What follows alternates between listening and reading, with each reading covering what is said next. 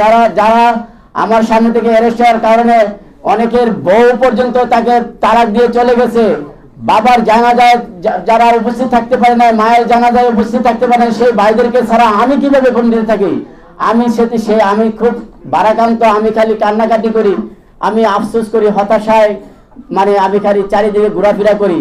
আমি কখনো তারেক রহমান সাহেবের অফিসে আসি এবং তার বাড়ির আশেপাশে ঘুরি, তার লোকজনের সাথে কথা বলি, কি করা যায়, কোনো উপায় ছিল না।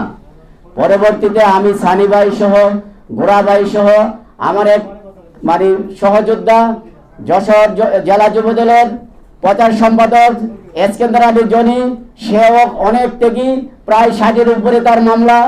তাকে নিয়ে আমরা একটা ঘরোয়া পরিবেশে মুস্তফা ভাই সহ সবাই মিলেমিশে আমরা ঢাকার যে কোনো একটা জায়গায় গুলশানে তারেক স্যারের বাসার কাছাকাছি আমরা একটা মিটিংয়ে আবদ্ধ হই, কফি মিটিংয়ে বসে আলোচনা করি যে আমরা তো অনেক কিছু পাবো বা পাবো না, বাট আমরা আমাদের বাংলাদেশ জাতীয়তাবাদী দল অর্থাৎ খালেদা জিয়ার নেতৃত্বে, আবশ্যিক নেতৃত্বে, অর্থাৎ খালেদা জিয়ার চেয়ারের জন্য, ক্ষমতার জন্য, আজকে তারেক রহমানকে প্রধানমন্ত্রী বানানোর জন্য যে সমস্ত নেতা কর্মীরা সেই টেকনাফ থেকে তেতুলিয়া, রূপসা থেকে পাতুরিয়া 17 বছর লড়াই সংগ্রামের মধ্য দিয়ে মশারি টাঙ্গিয়ে বাড়ি হারা হয়ে, মা হারা হয়ে, ভাই হারা হয়ে জেল জুলুম খাটিয়ে আয়নাঘরে বন্দী ছিল, সেই ভাইদেরকে হারাইতে দেব না।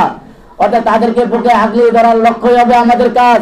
আমরা কিভাবে তাদেরকে জিয়া পরিবারের সাথে, বাংলাদেশ জাতীয়তাবাদী দলের পরিবারের সাথে একত্রে আবদ্ধ হয়ে থাকতে পারি আবার বহুকাল, যতদিন বাংলাদেশের জাতীয়তাবাদী দল থাকবে ততদিন আমরা যাতে এক পরিবার হয়ে থাকতে পারি।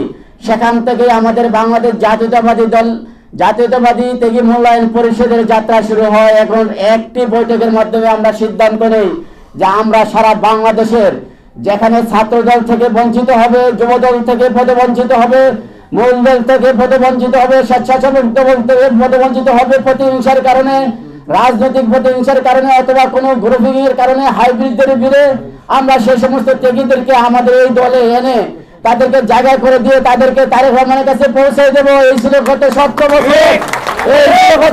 বছর আপনার লড়াই সংগ্রামী সৈনিক, এরাই ছিল আপনাকে আজকে প্রধানমন্ত্রী বানালেন, অর্থাৎ মূল সৈনিক, যাদের কারণে আজকে আপনি প্রধানমন্ত্রী হয়েছেন বাংলাদেশের।